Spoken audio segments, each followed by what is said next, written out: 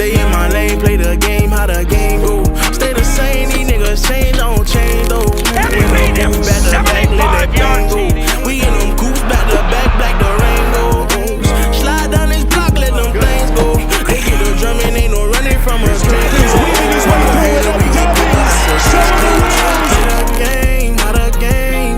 I play the game that was taught to me. I fry the beef that was brought to me. These niggas hanging, throwing salt on me. My mom be blanking, we can't talk for free. No, he don't talk for cheap. Don't know who to trust, don't know who I could believe in. Don't know who to trust, every night he fighting demons. I never gave a fuck, I got me so I don't need them. Never gave it up. Alright, so I'm going to do an editing breakdown here. Looking at the finished product, it just kind of looks like complete chaos. There's clips everywhere. But just an easy breakdown for it is this main layer right here is where all the videos go. Underneath that is the song, and all the audio clips around that are just sound effects for all the clips. Everything above is where the transitions go, the text, the color correction, all that. Starting from the beginning, it's just a fade in from black, keyframe the opacity from 0 at the start to 100, comes in from black, and there's some text that fades in here, and the song starts to fade in, and to transition from these two clips, there's a light leak above it, so I set the opacity at 100 when both of the clips like connect with each other. And then everything before that and after that, it goes to 0 and it starts from 0. So it slowly gets stronger until it reaches the point where the clips switch, and that's when it's at full. So it's like a smoother transition that way.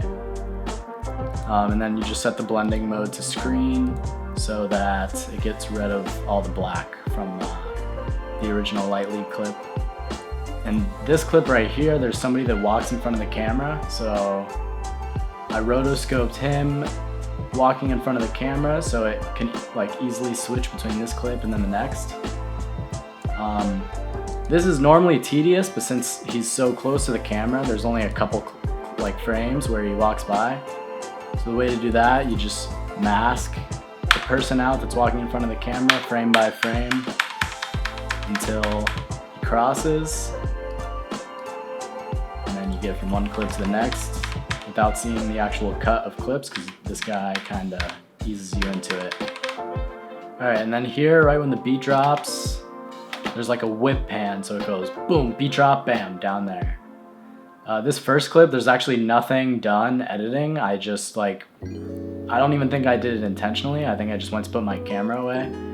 But it was an easy cut to do boom, a lot of motion blur right there. And then here, I just brought the transform effect onto this clip. And I keyframe from, I zoom in on the top right corner and then keyframe to where he's all the way in the shot. And then if you unclick, use composition whatever, use composition something, and then turn the shutter angle up, it adds a bunch of motion blur. So it just seamlessly cuts between these two clips, just whipping down. Alright, after that, beat drop, there's JK running, slowed down right there on the cut. And then as it goes into the next clip, it zooms through like a little gap in his arms. So you don't see the cut that leads to this clip, which is the title sequence. In order to do that, I just cut out a hole in his arm using the mask.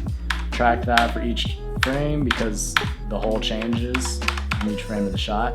And then I added the transform effect again to this clip, and I keyframed the starting point where he was, and then zooming all the way through the hole I created with the mask in his arm. Obviously that's not a very step-by-step process on how to do that.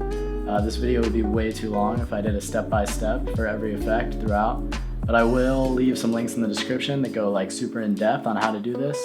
But essentially just cut out a hole in his arm and then zoom through it. And then here is the title sequence. Made these text in Photoshop, and it's just a bunch of different color variations. Some of it empty, no color inside, and it's just an outline in color, and a bunch of different colors.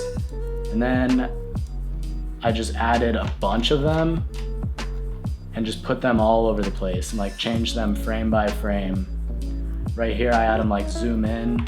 I added a bunch of on top of each other as they came in. Down here I had like a couple move down, but really I just kept moving them around a bunch. I added some turbulent displacement to the colors inside the text, so they were just kind of like wobbling around a little bit throughout, not staying still, just constantly moving around.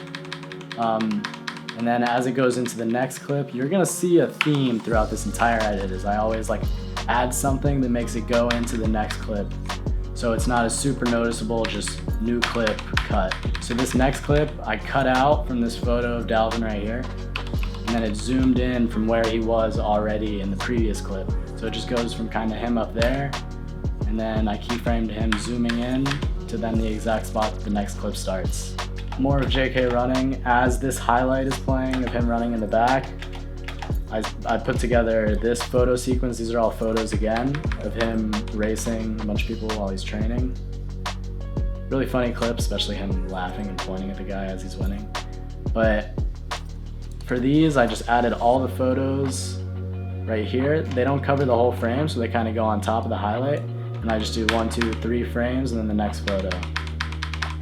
And then I use the motion, whatever, just like the main adjustment effect motion. And I just rotated each one a little bit different rotation. I think I just like went through really fast and clicked somewhere between 1 and 5 on each one. There wasn't like an exact like do one negative, the next one positive. I just completely randomized it. So then all these photos come down like somebody's throwing them down one by one. And it's kind of like a video right there at the top. And then as I want the next clip to start, I think I can just leave the photos on top of it and change the bottom clip so you don't even really notice that the bottom one changes, and then it goes to the next clip. So I did like a little glitch effect where I started the bottom half of the video, I made that purple, and then that turns into the next clip, which I also keep purple. So that's keyframe purple for a little bit, and then I use the same effect as before where I just add 1, 2, 3, 4, 5 of Dalvin cut out at the top there. And then it cuts to that next clip. The bottom clip becomes unpurple. And then I get rid of all the little Dalvins at the top. Same thing, I added just turbulent displacement to the top ones just to make it a little bit more glitchy, especially to match like the purple down there at the bottom. I wanted it to feel like just kind of a glitch right there. So he comes in and the next clip starts. I add a light leak here to help transition into this next clip. And as JK and Dalvin are both swinging the barbell up, in this next clip, Dalvin is like jumping up with his knee. So I thought it'd be cool is as they're going up, I put the transform effect onto this clip and keyframe this to go up. I disable use composition blur again, crank the shutter angle so it adds motion blur to that.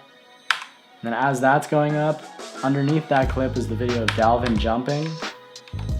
I just made it go up a little bit, added some motion blur to it so it kind of tied it all together and you don't really notice it. So they jump up, he jumps up, and then boom, next clip.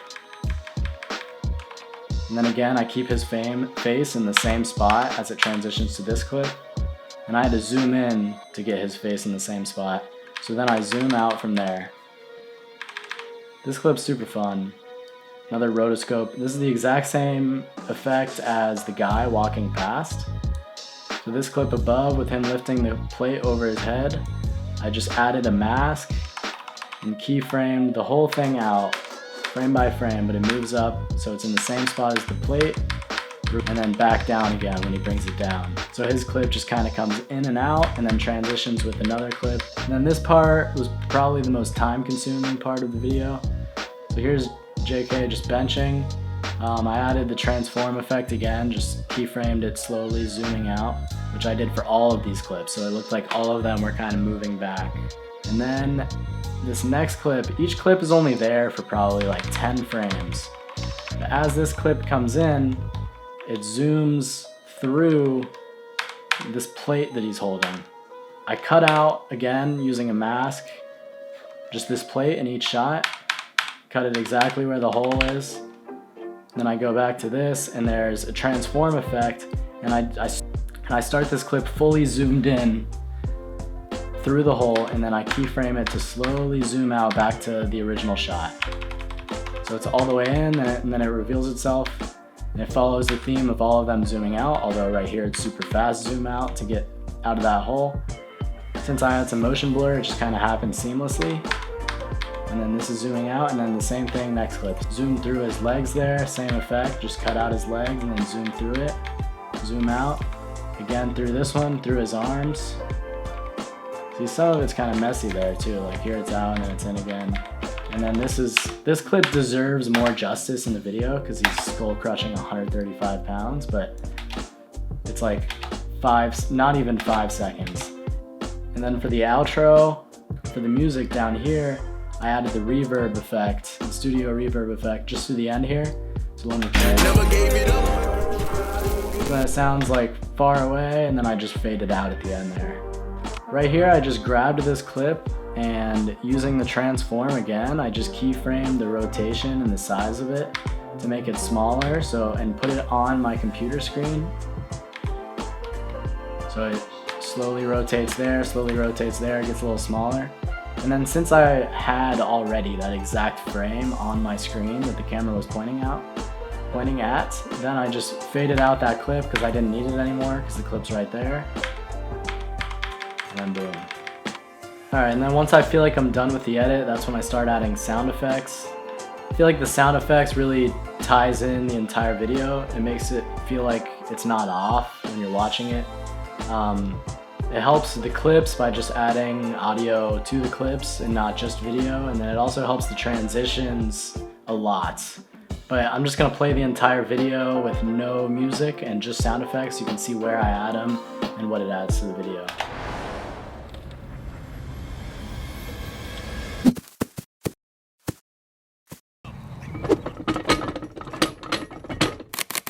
And he beat him! 75-yard TD for Dalvin. Stay in my lane, play the game, how the game go. Stay the same, these niggas change, I don't change though. In the booth, back to back, let that pain go. We in them goofs, back to back, black the. Damn right. Stay in my lane, play the game, how the game go. Stay the same, these niggas change, I don't change though. And he beat him! 75-yard TD. We in them goofs, back to back, black the. Alright, and then once all the sound effects are all dialed in, that's when I start adding the color correction to all the clips. So honestly, a lot of people just put them on an adjustment layer above the clips, but I just add Lumetri color to each clip individually. But really, that's the last step, and then the video's done.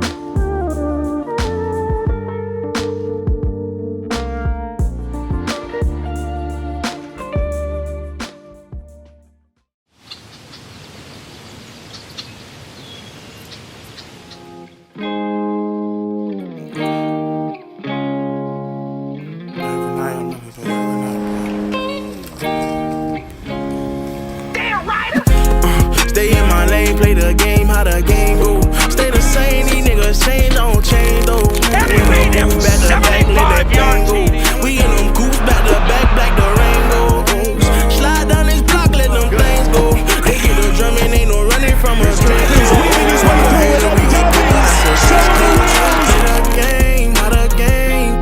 I play the game that was taught to me. I fry the beef that was brought to me. These niggas hanging, throwing salt on me. My mom be blangin', we can't talk for free. No, he don't talk for cheap. Don't know who to trust, don't know who I could believe in. Don't know who to trust, every night he